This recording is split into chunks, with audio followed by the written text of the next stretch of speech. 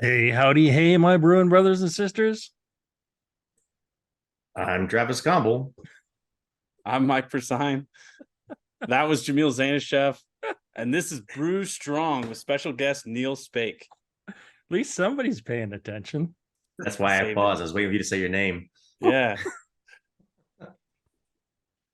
Yes. Well, it's been a while since I've done one of these shows.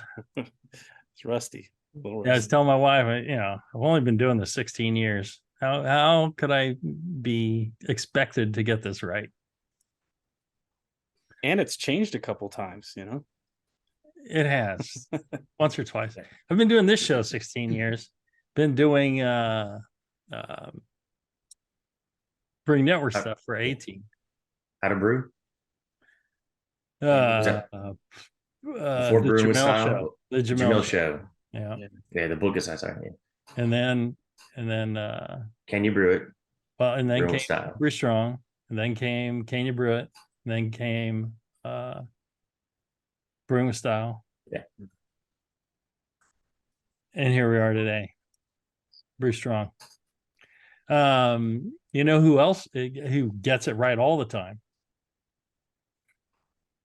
Come on, one of you guys gets it right all the Your buddy time. John? Your good buddy over there, My good John buddy, Blickman. John Blickman. That's right. That guy's a genius, literally a Absolutely. genius. He's one smart dude. Creates amazing stuff. Whether you be a home brewer of more conservative means, he's got the Anvil line, and he's got his top tier equipment. Then he even does commercial grade stuff, and stuff for those of you who want to move into brewing as a job. He sells that stuff too. Small brewery equipment. If you want to check that out, go to blickmanengineering.com. Great guy, John Blickman. He has paid for the show for all 16 years. And I think the least you could do is send him an email at feedback at blickmanengineering.com, and tell him thank you for sponsoring the show. He pays for it, so you don't have to. So I think that's really cool. And thank you, Neil, for joining us. Our special guest, Neil Spake. He is author, podcaster, traveler, musician, computer hardware genius guy, and a good buddy of mine. He's gone, just like Travis has. He's gone on trips with me to England several times, and we've got a trip planned to Germany next. We're gonna and the Czech Republic. We're gonna hit Prague. We're gonna hit Bamberg. We're gonna hit Frankfurt. All coming up this year. And the reason I asked Neil to be with us today was because we want to talk about beer travel. While we were traveling, we're thinking, a lot of the things that we've figured out, a lot of the tips and tricks, a lot of people would like to hear those. I would. Yes. Hi guys. I've never traveled for beer, but I'd like to learn. It's okay if you guys speak, No, yeah. I have not been on a beercation yet. I guess I would count South Carolina. I did a lot of breweries when I was down there. There you go. Yeah. Got to check out New Realm. That's a place I have not. Nice. Yeah. Have some of Mitch's beers over there? Oh yeah, beer scene's great. Charleston is awesome. They have some really cool breweries. They got the one guy, he opened Charlestown Fermentory, and he's from Trillium, I guess, and his hazies were outstanding. And then I got to go to New Realm and check out like all of Mitch Steele's stuff going on down there. They just opened a really cool venue with a lot of like live music, like stages and stuff. Sweet down there. Yeah, they got like 3 places now. Yeah. 3 breweries and a distillery. I was talking to Mitch. I'm And like, Mitch started that, right? crazy. Mhm. In Atlanta. Atlanta, along with 2 other people, were kind of the funding and the restaurant side of things, and Mitch is the brewery side of things.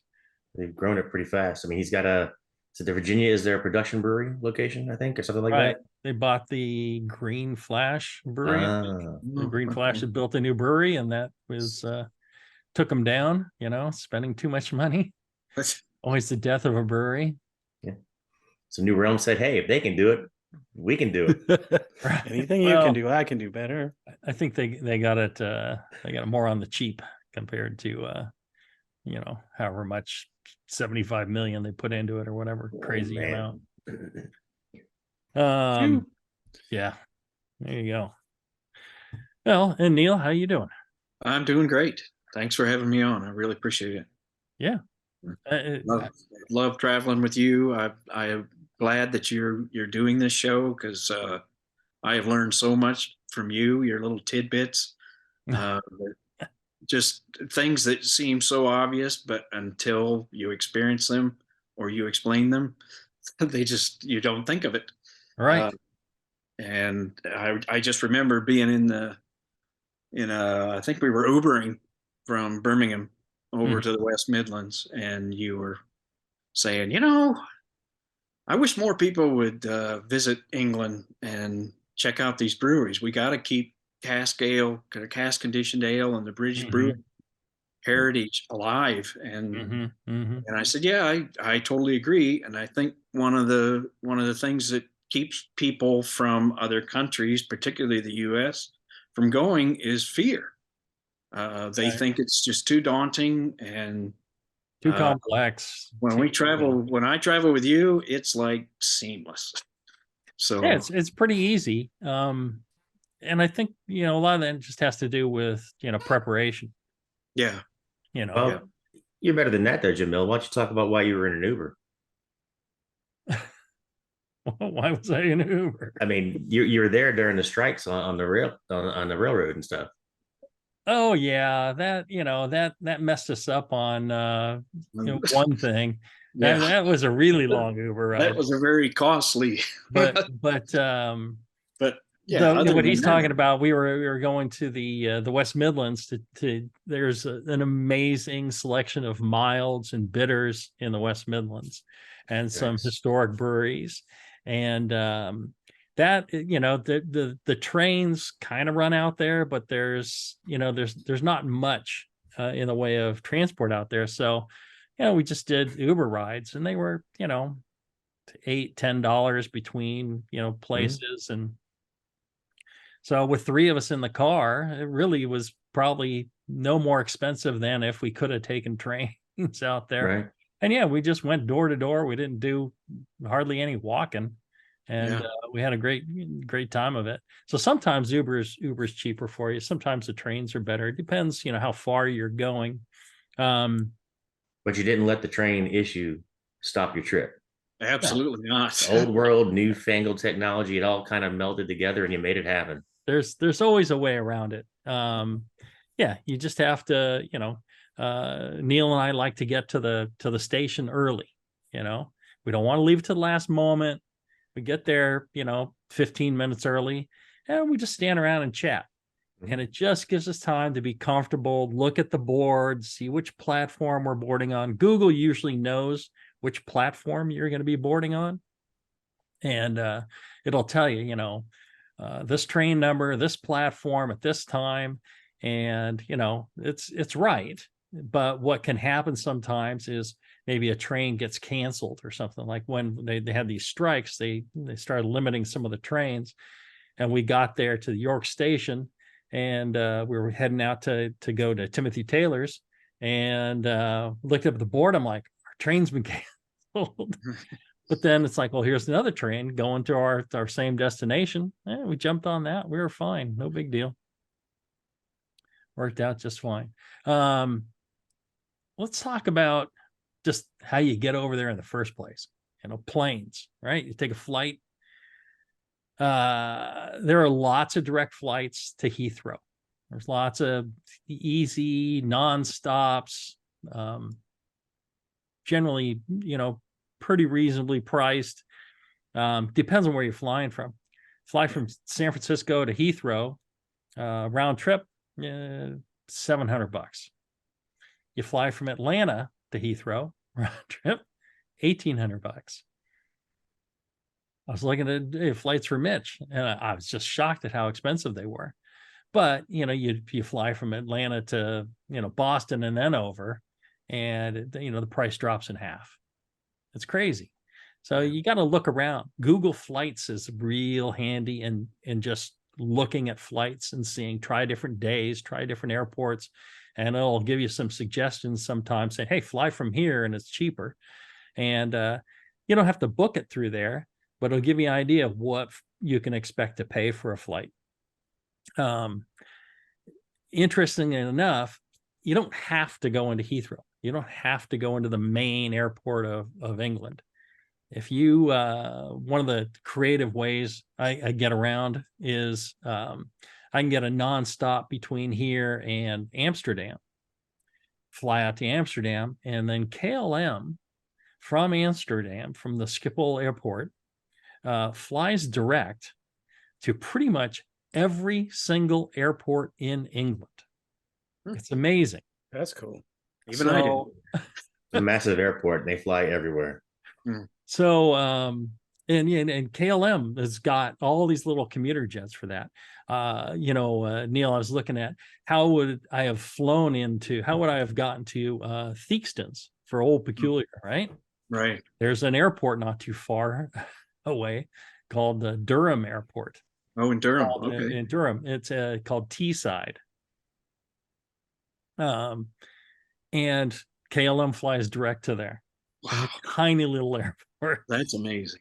Right. They fly into Leeds, they fly into Manchester, they fly in pretty much everywhere. And so, if you can catch a flight to Amsterdam, for maybe a lot less, maybe it's better timing. You could even spend a few days in Amsterdam, which is a lovely city to tour. And then you can just jump on a plane and go to any little airport anywhere in England, right from there. So, and then you can fly open jaw. You go into Amsterdam and out of Heathrow back home. You don't have to fly. A lot of the airports or the airlines, they don't charge you extra for doing what they call an open jaw like that. You could just book your ticket from San Francisco to Amsterdam and then back from Heathrow to San Francisco. As long as it's in the same area, they consider that contiguous trip. So they don't charge you any extra for it. So that's one tip. Be aware that you may lose a day going over there. Yeah. Yeah. On the way back, you pretty much arrive back home at the same time you left. It's a couple hours time difference when you're coming back. So you gain it back on the way back, but just be aware of, when you're setting up hotels and stuff, you lose a day going that way. Now, do you usually go, I'll call it off season? Everybody wants to go to England in, late May through early August. Right. I always avoid that personally. I do too. The rates go through the roof, number one, and the place is so packed with tourists that it just can be cost prohibitive. That, and it's also hotter. And it's hotter. Yeah, the people in England don't want to be in England in the middle of summer. Yeah, it tends to be so hot, and AC is not their specialty. Yeah, they don't have a lot of AC. We'll talk about hotels in a moment, but exactly. A lot of them don't have air conditioning. So you always want to check to make sure it's got air conditioning. If you're a little more rotund American like myself, I need some good old AC. Yes. Here's one thing: if you do fly into Heathrow, I want to touch on the Heathrow Express. Absolutely. A lot of times, people, the Heathrow Express can be great if you're staying somewhere where the Heathrow Express ends, or somewhere past there. It is very quick. It gets from the airport down to Paddington in 15 minutes, nonstop, right? However, it's a 10-minute further walk to get onto the Heathrow Express. And if you're not staying somewhere convenient to Heathrow Express, the tube can be much quicker and vastly cheaper for you. There's a tube station 10-minute walk earlier than the Heathrow Express. So just look at both times. Google will show you the time differences between them, but it often does not include the walking time in the airport for that. Right. Yeah, I was going to add one note on flight tips. I don't know if they all do it, but if you're tracking a price, if you go to United's website and you try to get a flight and you keep trying to get maybe a different arrangement, you'll see that price start to tick up. I mean, I think they published the fact that they set their pricing on demand and you're creating the demand. So, yeah, kind of figure out whatever options you can, maybe even a month in advance or something, or try a different date to see what the options look like before you come back to your date so your flight's not all jacked up in price. Or turn off cookies. Don't Does that allow them to work? track you on the other sites. And I was going to ask though, because you were talking about off season and when to go. So I guess what would be the month to circle for a beer enthusiast? Oh, see, that's a good question. That's a great question. Is there So some big festivals? Are there really cool events? right. Are there special releases? Like what so month are we- GBBF Mhm. and the London Beer Fest, which is Craft Beer Fest, which is excellent. Those tend to be kind of beginning of August or so. Still a tad warm there, but you put that at the beginning of your trip, and then it's not bad at all. Yeah, there's other festivals. There's a winter GBBF as well. I tend to go around. A lot of mine is based off of other things. So go to Sweden to do this conference. That's in March, and then I'm like, well, I'm already over here. I might as well go to England. Certainly. And so I'll end up there in March, and then we're going to Germany, around Labor Day, and after that, I'm just like, well, I'm already here. I might as well go to England. So I will be going to England, shortly after that. Yeah. So I think shoulder seasons are the best. Although if you like Christmas markets, around Christmas time is great. They have Christmas markets in England and in Europe that are really very nice. It's, the community gets out and strolls around. They got these tiny little huts serving foods and mulled wine, and it's just kind of a magical Christmassy feel. My wife and I, we really love it. So that's another good time to go. And everybody says Happy Christmas? Yes, they all say Happy Christmas, which I love. That's why I want to start saying Merry Thanksgiving and Happy Christmas. There you go. Yeah. So Great British Beer Fest, that's like all cask, which so if you don't know if you like cask, you can go and you can find out. Well, and I think they're doing some keg beer now, mainly for the Americans, Yeah. and All a right. lot of the breweries. So They had the corner of canned and bottled because your beer was there. yes, The year we went, they had that. So, but I was still back on the cast personally. I mean, no offense, Jamil, but at the time I could get your beer, whatever. I couldn't get their beer.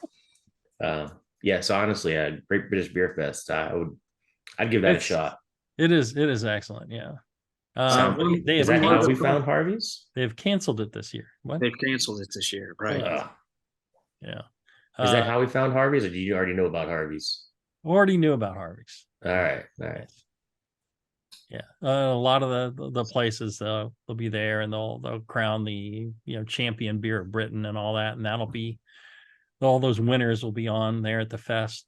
If you've heard of GABF, the Great American Beer Festival, that was started after Charlie Papazian went to England and got toured around. I forget who showed him around GBBF. But after that, he went home and set up the GABF, which has become huge. GBBF is much smaller, and you pay to enter. You give a deposit for a glass, which you can keep, which I each year I keep them, or you can sell it back to them, and then you pay for your beers. and you can get a quarter pour, quarter pint, third pint, half pint, full pint, which is nice. Not like GABF where it's an ounce, which drives me nuts. Yeah. All right, let's do this. Let's take a quick break. And when we come back, we'll dig more into traveling in England for beer right after this. All right, we're back here with our special guest, Neil Spake, who's joined us. He's got quite a bit of experience traveling in England. He and I traveled together. He actually lived in Scotland for a while as well, and traveled around in the UK as well for beer. Now hotels. I'm kind of picky about my hotels. I've stayed in some pubs. I enjoy that. I've stayed in some, smaller things. And I've enjoyed them, but I'm always very careful for a couple of things. One is air conditioning, or I'm there in, the winter, and I know that the window's open, so I can let some cold air in. Otherwise, I get too hot and sweaty. I can't stand it. Nobody wants sweaty Jamil. That's right. I always try and if you're going to stay in a pub, they can be wonderful. Just kind of quaint old pubs and historic buildings. A lot of people really like that. The issue with it for some people is generally there's no elevator, so you're going to have to haul your luggage up, maybe 3 flights of stairs. There's no air conditioning, and they can be noisy sometimes. Some of the pubs, especially if you're staying there midweek, not a big deal. If you're staying there on the weekends, and it's a busy pub, the crowd could be singing, drinking, and music could be playing till 2 a.m, and may keep you up. If you need to get up early to go catch a train or something, may drive you up the wall. So just keep that in mind. But pubs can be pretty wonderful. Anywhere you stay, I always try and stay near a train station. Travis and Neil will tell you That was my tip. Yeah. wherever we stay, we're walking from the train station to the hotel. Keeps you from having to pay for a cab, finding a cab. If you're in some of these smaller towns, there are cabs, but they're not in a line waiting to pick you up. You may have to call for one and wait. And I don't know about you, but I want to go drinking, get to the hotel. I don't want to stand for 30 minutes waiting, hoping on a cab. So being able to walk, 5-10 minutes to a hotel, that's why I always try and pick something near the train station. I always look at where's the train station that I'm going to use to get to this town and to leave this town for my next destination. And then I'm like, okay, what hotels are close by this? What pubs, what hotels? And I also like to find places that I always look to see if there's like a Tesco or a Sainsbury's or a Waitrose, low grocery store. They have these Tesco Express, Sainsbury local shops, which have all the foods and drinks and things and other supplies. If you need something, very close, very handy. It's nice to have that nearby within walking distance. And usually there's one. I just make sure I'm not in a desert where there's no restaurants, no grocery stores, no services. Look around on Google, zoom in and hit the restaurants button and see what kind of restaurants are there. Like, hey, yeah, if we're staying there, I'd probably want to go eat here. Oh, what pubs are there? When we get back from touring around, I'm probably going to want to have a pint, and here's a nice place right next to the hotel. So, check those things out. Google's your friend on all this. I've got a 2-for-1 that's you're a specialist at on the hotels, Jamil. Kind of bridges flights and hotels. You'll pack light, and what goes with packing light, because you're going to be walking with your luggage more than likely a little bit. Pack as light as you can stand it at least, but then find your laundromat. Yes. And you're a specialist at that. Oh, I always look. Yeah. That's a good point. I always look to see where the laundromats are because, well, and usually what I do is I'll bring 10. I'll bring, 10 shirts, 10 underwear, 10 socks, a couple pairs of pants. And that gets me 10 days, plus what I'm wearing. So I'll get me 10 days. So every 10 days, I look to see if I can find, a laundromat near my hotel. And that way, I go for 30 days. I go, for 4 or 5 weeks sometimes. And so I do laundry twice on the trip. And actually, I've come to really enjoy it because I'll talk to locals. I'll find a laundromat next to a pub. I'll throw the laundry in. I'll go and have a couple of pints and just relax. And it's nice. It's not a big deal at all. And then I'm not lugging as much around, and that is much more enjoyable than having to spend a few hours getting your laundry done. Not a big deal at all. Also hit on the fact that you probably don't want to make it a weekend trip. Yeah. And if you leave on Friday and arrive on Saturday and you're coming back on Sunday, you just spent the night in Europe or England or wherever. You haven't done much. Make a trip out of it. That's why I go and stay, a month, because the travel over is, a little exhausting for me. I am a delicate flower, and I become tired. So then you have to adjust to the local time. It takes a little bit of time also. It does. Yeah. I've got a quick question too. It's so when you're planning this month-long trip, are you making your hotel arrangements for the entire trip, or are you kind of, as you go, you're finding a new spot? I make them ahead of time. I map the whole thing out, but I make my hotel room reservations cancelable. And so a lot of them, they will either, up to the day of, they'll allow you to change your reservation or cancel your reservation.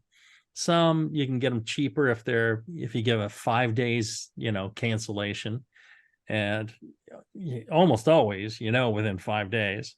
So I usually pick that.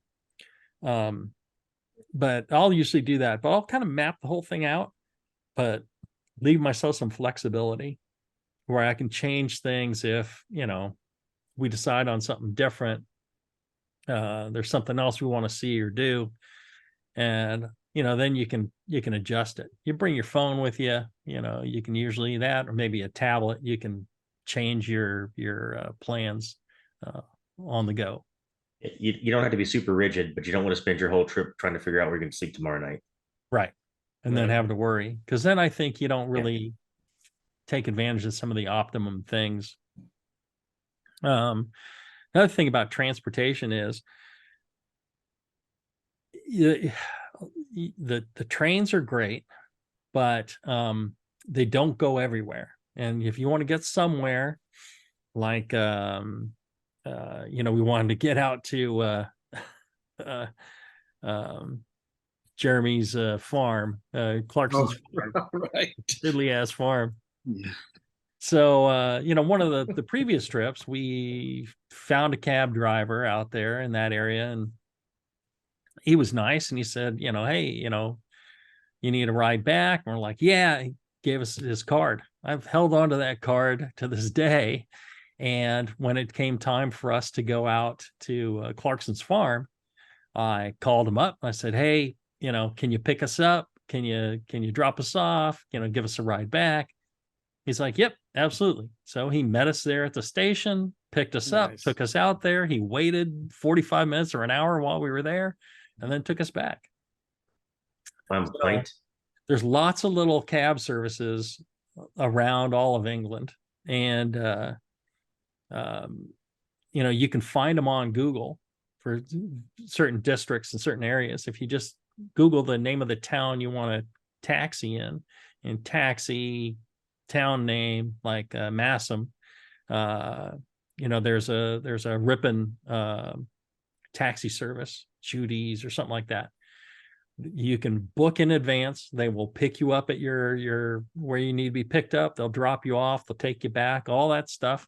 And it's actually pretty reasonably priced. They do not charge a huge amount for their taxi services in England, so that's a good one. But when you meet somebody and a nice cab driver, get their name, get their card. It very very handy to have. It can definitely pay off. Right. And in the end, if you get stuck somewhere, don't freak out. Yeah. You can always get a room almost anywhere, or somebody will help you. Mhm. Individuals will drive you in their car somewhere if you're really desperate. Don't worry about it. You're on in vacation, England, have a good time. in England, they almost speak our language. Yeah, they kind of do. Wait, what? All right. So I don't need an interpreter? Food. Food. What I know Neil is very, very fond of certain British foods. Yes, I am. Full Absolutely. English breakfast, and so is Travis. There's nothing better than a full English breakfast, Yeah. except maybe a full Scottish or a full Irish, but they're all very similar. There you go. Tell us what the difference is there. Well, all right. Sorry, we come back maybe. I'd say one of the things is pub food is generally great. Plus, they have beer. Yeah. But be aware that not all pubs are serving full meals, and not round the clock, or when they're open. So just Google that and look, and it'll usually tell you. But just be aware that if that place isn't, there's somebody around who is, because a lot of people eat in pubs, eat in local restaurants. So you will find something. You won't starve to death in England. There's people there who live there and eat. So Yeah. you will be able to eat too. Just make sure you try, some of the local foods. Mhm. Have fish and chips. You may have had fish and chips at home, but you probably haven't had fish and chips like fish and chips in England. Absolutely. Even Go ahead and try the malt vinegar once and be done with it. even some of the worst fish and chips in England tends to be far better than the best fish and chips in a lot of the US. So check it out. Other stuff, the sticky toffee pudding, the full English breakfast. Some there's just a lot of things that There's a lot of, especially in England, there's a lot of regional sausages in particular.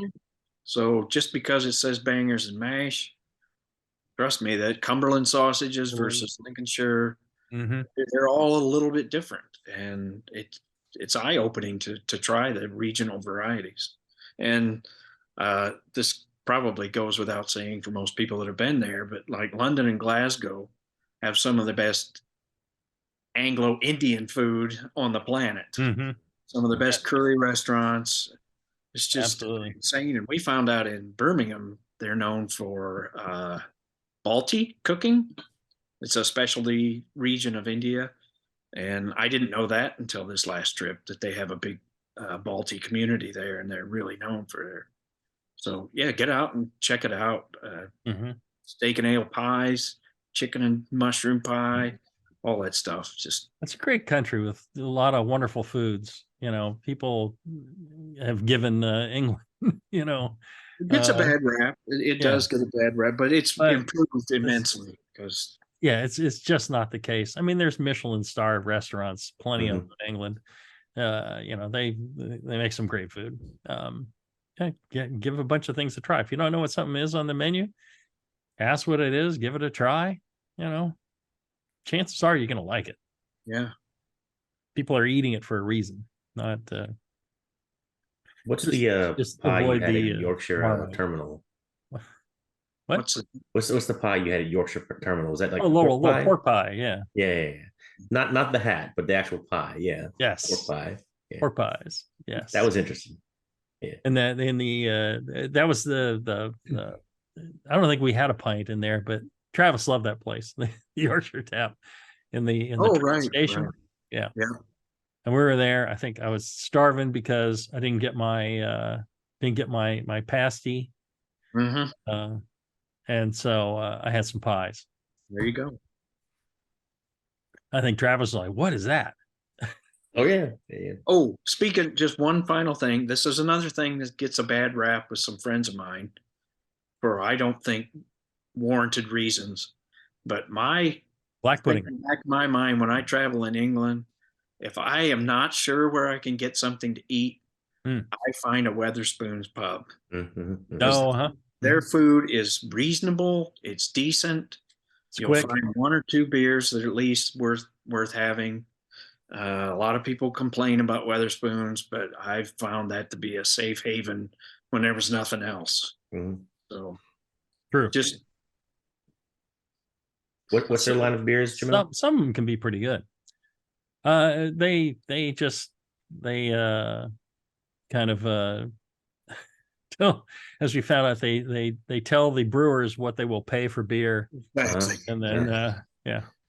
So they're not always tied to the same brewery. They vary by well, region. no, it varies by And- what they can get for the best money and what's moving the fastest. I think But they're really good about guest ales and Henry was telling me, or were you there when he was telling us that at his Weatherspoons down in Worthing, they have on Old Peculiar, and so they'll tap one, and then it's just like emptied in a couple hours. They just tell they put the word out, and then it's gone. And he says he misses it. Peaks is the night, 8 p.m. Right. exactly. Be there. So just depends on the Weatherspoons. Let's see here. Okay, let's take another short break. When we come back, we will dig in more with beer tourism right after this. All right, we're back. Let's see here. Brewery tours. How do you get a tour at a brewery? Hang out with a rock star named Jamil Zanishev. That helps a lot. Oh, come on. Usually all I do is sometimes I go like, hey, you know who I am? Hey. No, Is that more when you're getting thrown out though? Don't you know who I am? that's usually Michael's That's right. how I get us thrown out, not him. Oh, okay. And then he gets you back. Yeah. A lot of times breweries will have tours that they do. You just check out their website. It'll say, hey, you can convert pounds to dollars using Google. You can, usually you can book it online.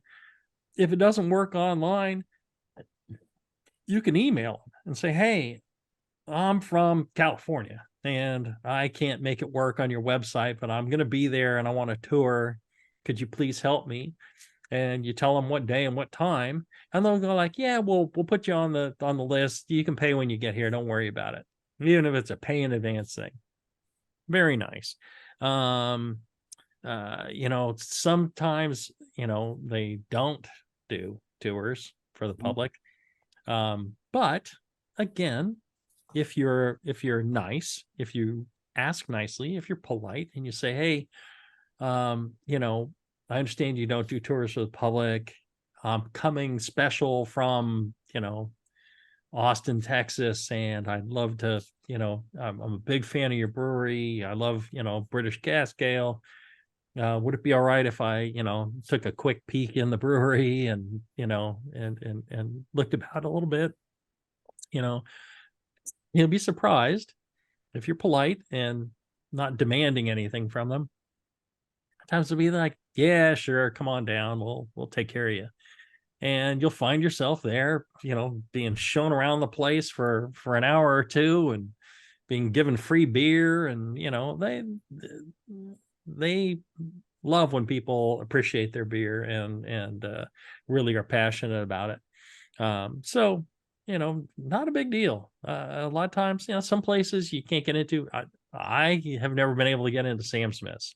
Exactly. I had a connection of a guy who pretty much lived on the property when he was younger, and he was like, oh yeah, I'll get you in. And they're like, nope, can't come in. I'm like, well, that's probably just me. He probably could have gotten anybody else in, but not me. It's not true. And always, if you do a brewery tour, be respectful, before the tour, during the tour and after the tour. Be kind to people that are opening the brewery to you. It may be Sam Smith doesn't allow people in because people were jerks. I don't know. But I know if people were jerks to me when I let them into my brewery, it really made me question whether I wanted to be doing brewery tours. But just keep that in mind. Pub tips. Neil, I know you've got a ton of pub tips for people. Yeah. What should you do when you get to a pub? Well, I'm really into historic pubs. I love pubs that are grade 2, grade 1 listed buildings. And there are lots of books and things out there that you can research. Like Camera has all of these lovely heritage, usually by region, and they are awesome. The pictures are cool. They tell you what's historic about that given pub, and that'll give you the architecture side of it. What kind of unique? If you're into that, if you're not, don't worry about it. You can still Tell us some of what those grade places. 2, grade 1 is. Yeah, that's what I was going to ask. What does that grade thing mean? Well, the grading thing in England is so say it's a Victorian building and pub. It'll be a grade 2 listed building, which is pretty high up, if it maintains like 70% of the originality of when it was built.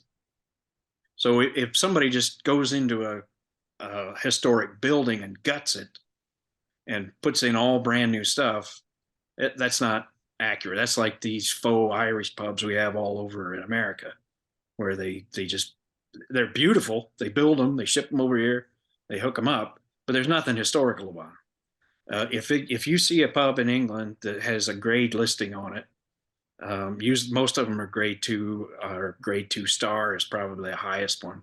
They have some sort of historical significance. Could be Victorian, could be Edwardian, different periods of architecture, which also bring, even if you're not into the architecture part of it, the way beer was served over the years changed as well. So some places have a certain type of a hand pull and others have a different type of a hand pull.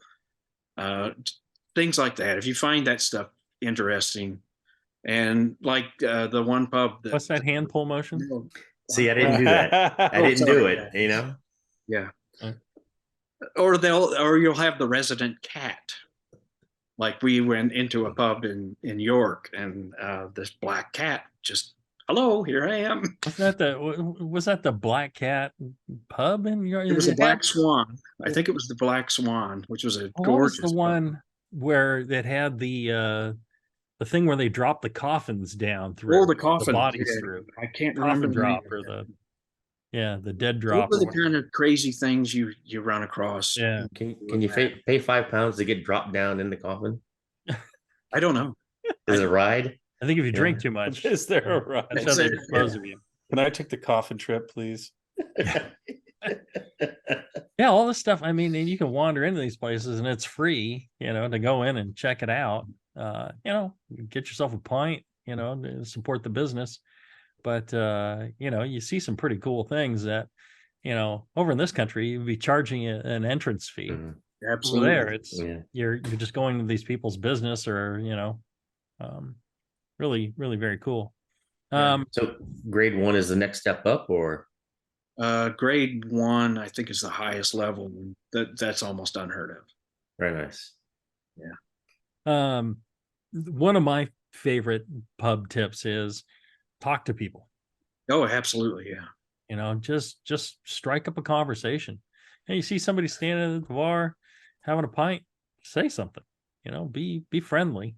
And you'd be surprised at how quickly you can make friends. Or, Travis and I, we were in Cardiff along with my daughter, and we started chatting with a guy there in a pub in Cardiff. And then he started taking us around to all his favorite pubs in Cardiff. Nice. It was fantastic. Yeah. Wonderful, wonderful chap. It was a blast. Be patient. You know, if you're getting cast beer, especially if it's on a sparkler, it takes time for it to be poured.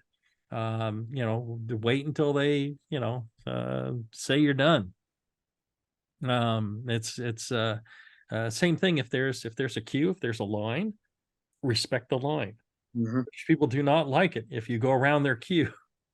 Yeah. You know, just stick it. If you see a line to get drinks, get in the line. Don't go around. Even if you say, "Oh, I could cheat this thing and get a drink faster." Now, if everybody's lining up along the long bar, like Travis and I were in the Borough Market, and we went into, I think it was Young's Pub. Was and, it? Yeah. And it's just the entire bar had Slammed. two, three deep, and then there's a little space. You just walk up and stand up. But if there's an orderly line, get in the orderly line and just wait your turn. Be patient. The one way I'll say don't be like the locals. Don't harass them if your pint glass is a quarter of an inch under the lip. They want it, the foam to die down and all the way to the top, or it's a harassment. Now, don't be like that. Just if you take the do see pint. like an inch, inch and a half of foam, expect that they will top it up for you. Oh, yeah. They're just waiting for the foam to settle. That's why I'm saying be patient. They're waiting for the foam to settle before they top it up. If they don't, and you're like an inch short of beer, you can just say, "Hey, can I get a top up?" And they'll do it. They won't question. Gladly. Yeah, absolutely. Sometimes, some places, they think, American won't care. Just you can act like a local and say, "Can I get a top up?" You hear that all the time. Don't be loud in a quiet pub. Mhm. So I would never. Some of these pubs are real quiet, and if you start getting all loud, like in the No, Bluebell in The York, Bluebell. wore that same shirt. you could find yourself tossed out. So yeah. I forgot I was wearing my Bluebell shirt. So if you say, "Do you know who I am?" you have to say, Much for "Do you know old who I am?" Superior. Decent, sure. Yeah, just Quietly. "Do you know who Yeah. I am?" Not loudly. Same thing if you're exiting and you're in a residential, a lot of times there's people that live right around the pub. And if it's late at night, don't be loud and disorderly. A lot of pubs get into trouble because people are loud and disorderly leaving the pub. So don't be part of the problem. And keep in mind that your transit options can shut down. Just because you took the tube out there does not mean that the tube is still running when you leave that pub at 1 in the morning. You may have to catch a bus. You may have to walk for a while until you can find a cab. Just be aware of what your options are if you're going to be away from your hotel and things like that. Now, is there an actual like legal closing time, or is it kind of like whenever the bar feels like closing, or is it like Nevada where if you want to stay there till the sun comes up, like where I live, some of the places? Mostly they have a closing time. It depends on, usually it's especially in England, it's like 10 o'clock through maybe Thursday, and then they'll have what's called a late license for Friday and Saturday.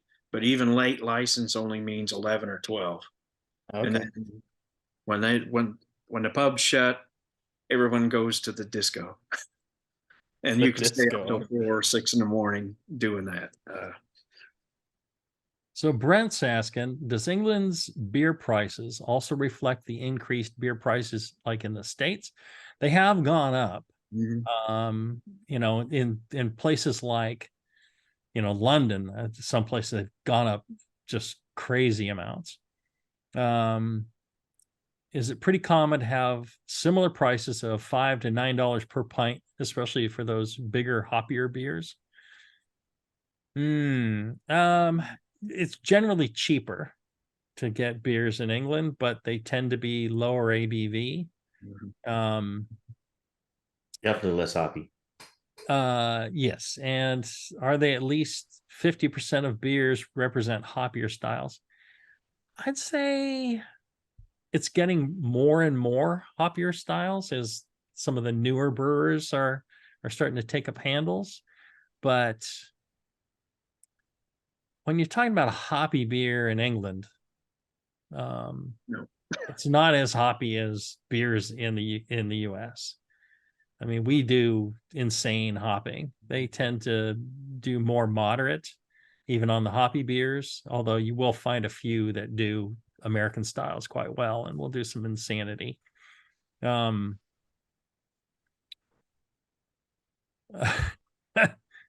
He follows up with, do they call an English ale just an ale? Yes. Bitter, best bitter. Yeah. They'll do a bitter. A bitter is, quite common. But the only bitter I found that was really truly bitter was that Holden's we had in the Midlands. That was bitter. That was so deliciously bitter. Nice. It was intensely bitter, but so smooth and so delicious. There was a great hop bitterness to it, but not like you get over here where it's harsh or biting or unpleasant, or where it kind of ruins your palate. That was just so drinkable. That was my favorite bitter of all times, I think. And that's the other thing, right? We went to the West Midlands to try milds because Holden is known for bitters. mild. Don't just try the mild, try whatever they have, because we found this little gem that none of us knew about. And I totally second Jamil. It was one of my happiest beer experiences. Yeah. You think Challenger or what? Some local base malt? There's another example. We went there, we went to their brewery shop, because we knew the pub hadn't opened yet, but it was a Saturday, and so a brewery tour was out of the question because it was a Saturday. So we went into the shop, got a pint glass and some other stuff, and there was a guy inside that looked like he worked in the brewery. Did we send Rich back in to ask, or did he just ask us if we wanted a tour? I think he finally gave up because I kept him hawing, and he's like, I'm going in there to ask him. Right. Well, we were standing around and we were looking at the outside of the brewery, and we're like, yeah, it's a Saturday, the brewers aren't working, can't bother them at this point. And so our buddy Rich, who lives in Birmingham, he went with us. He's like, well, I'll go in and ask. Because the guy looked like a brewer. You went in and asked, and the guy's like, sure, I'll give you a tour. Yeah, it's awesome. And he took us around and through there, and we tried to make it quick, but it was fantastic. Nice. And it's like a cast iron mash tun, and it was equipment from like 150 years ago. Yeah. Wow. Really cool. And then open fermentation, and then we went to the Beacon Double drop? No double drop? No double drop. We went to the Beacon Hotel, where they make the Sarah Hughes Ruby Mild, and so we were there, and I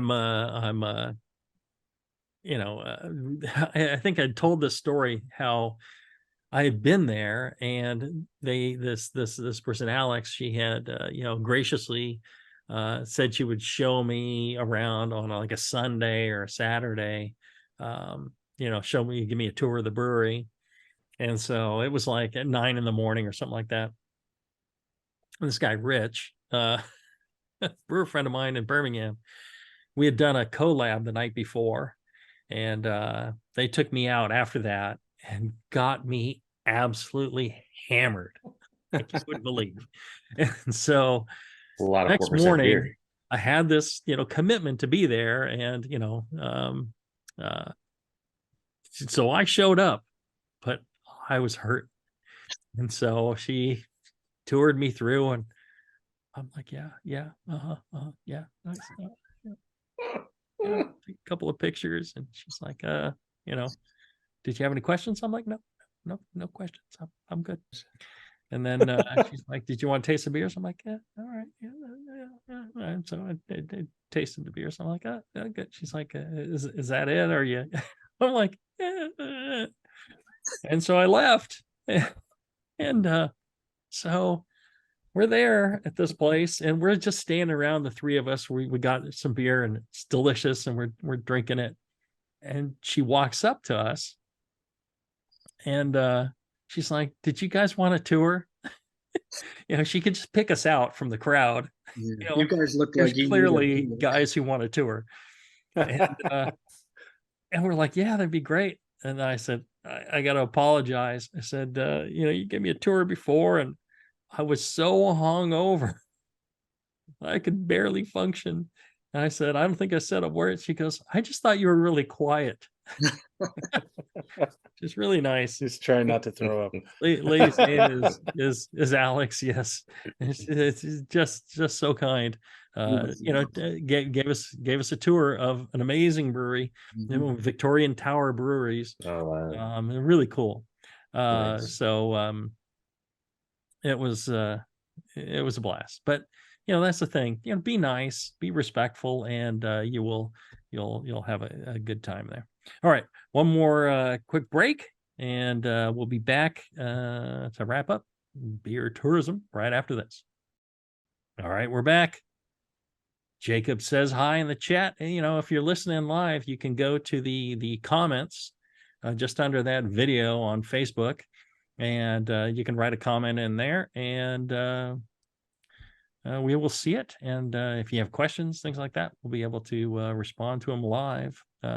Especially we got a live Q&A show coming up next. If you're listening, you stay tuned. You can ask your brewing questions, and we will be able to get to those as we do, including ones that people have emailed into brewstrong@thebrewingnetwork.com.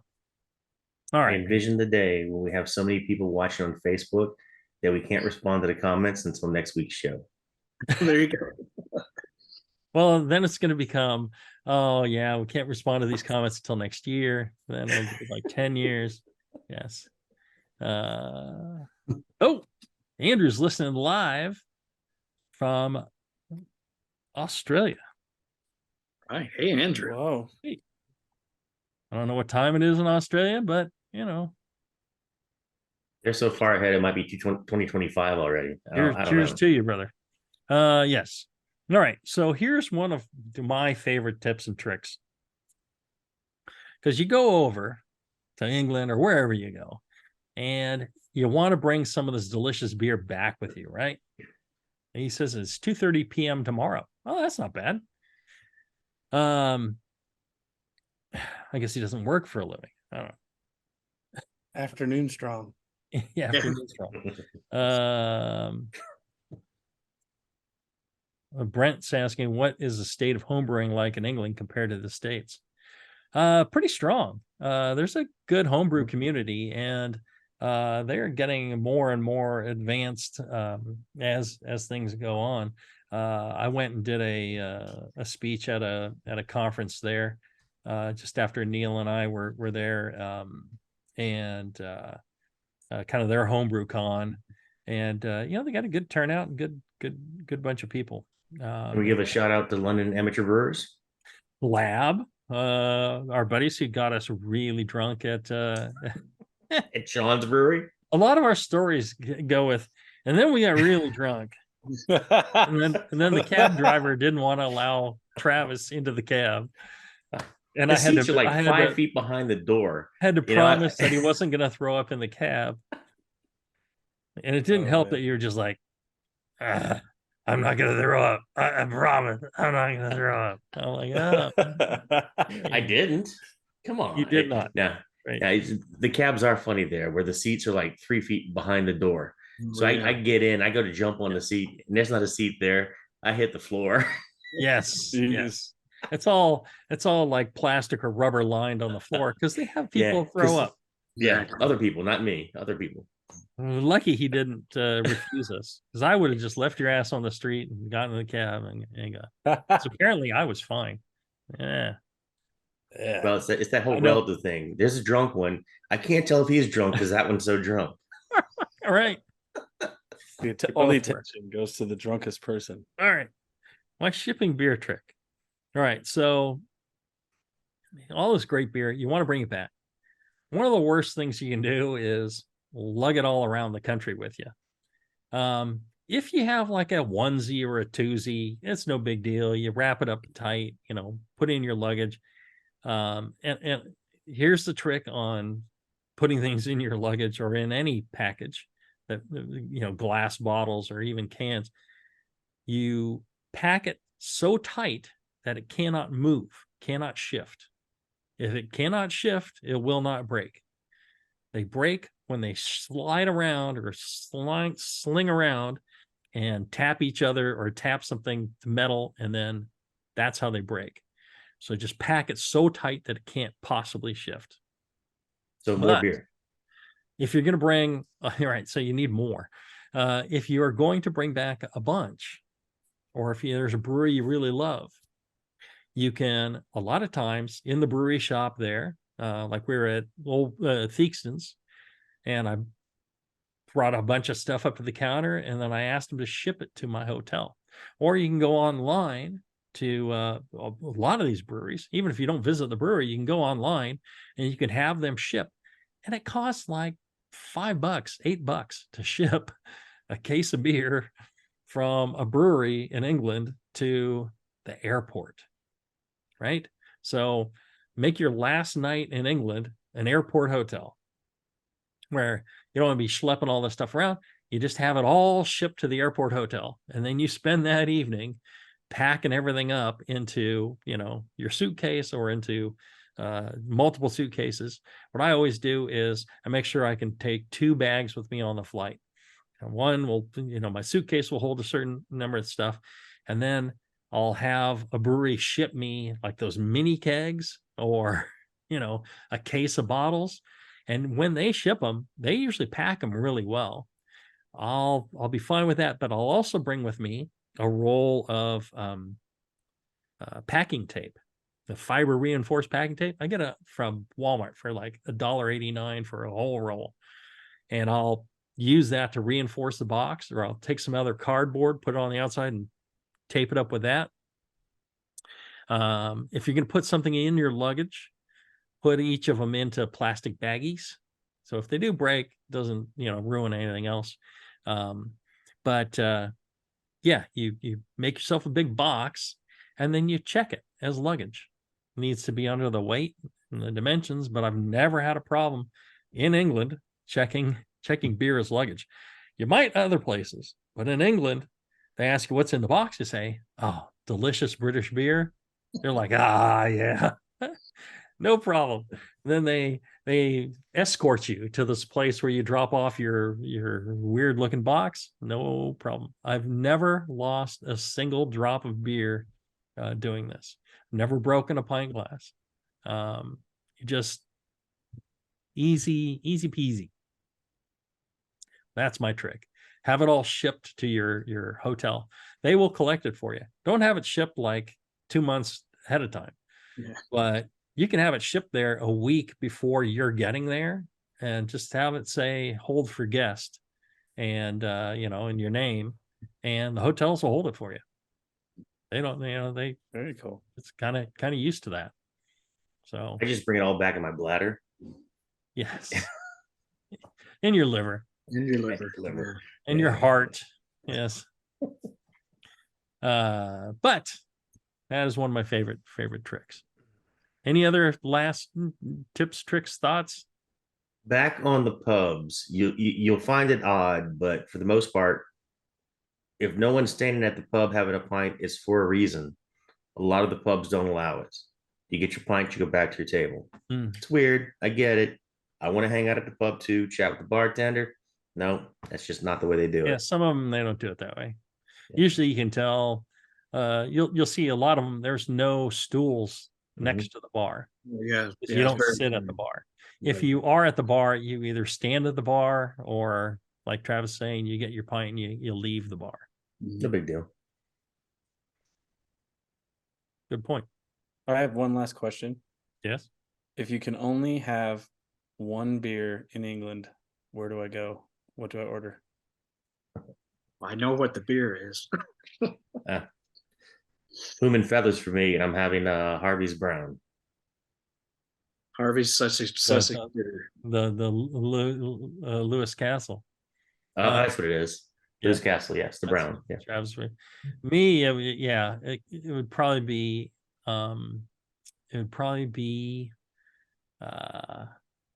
like a Harvey's best bidder, the Sussex.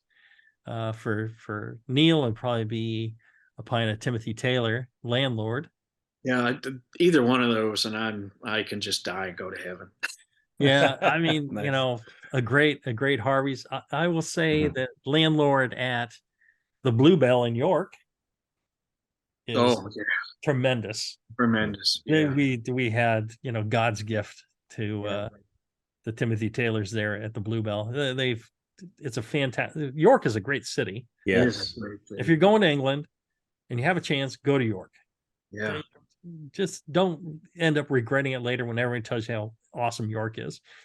When you're there, go to the Bluebell, mind the rules, go in and have spectacular pint after spectacular pint.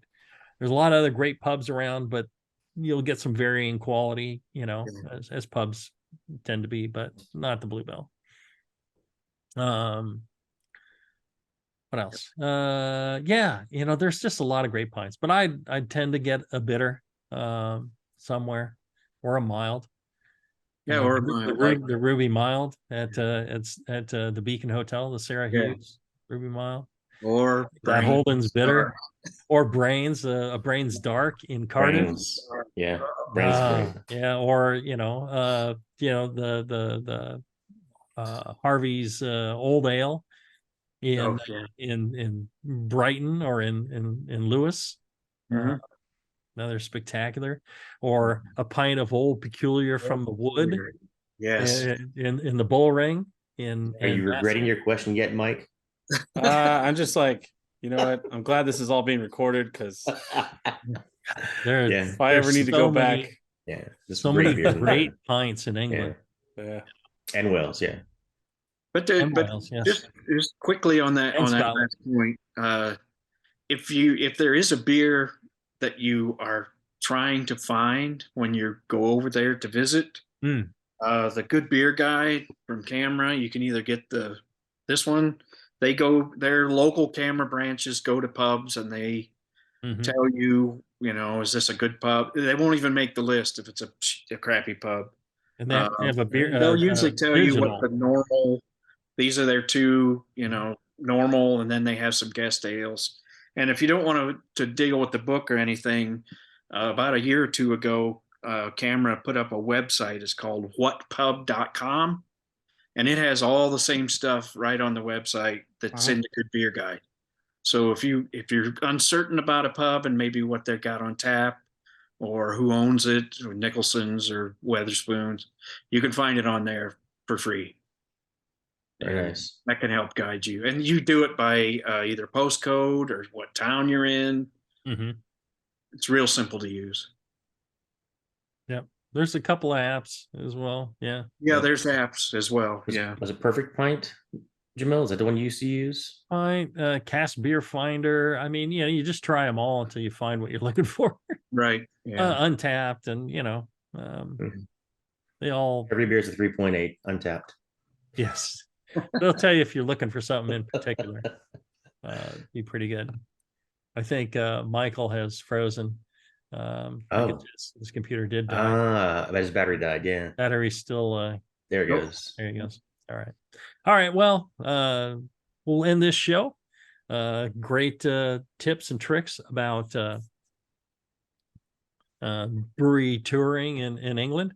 I think we're going to do some more of these. I'm thinking Dusseldorf. I've spent a lot of time in Dusseldorf. I want to, relay some of that information. Maybe some of these other places that we've been. We can anger Western Germany by combining Dusseldorf and Cologne. Yes. Because they don't want to be combined. Yeah. That would make them very angry, yes. It's hard not to combine them, though. They're right there. Just drive it down the river. All right. Here's what we're going to do. It's the end of this show. If you're listening live, stay tuned. We're going to do the live Q&A. We already got a couple of questions coming in through the comments there. Andrew's asking about a little bit of infection or weird batches that he's got going on. So we'll answer those, and we got some from email as well. But keep on listening. If you're listening to the podcast, make sure to send a nice email to our good friend John Blickman and tell him thank you for sponsoring feedback at blickmanengineering.com. Until then, everybody, brew strong. Brew strong. Bruce Strong. Brew strong.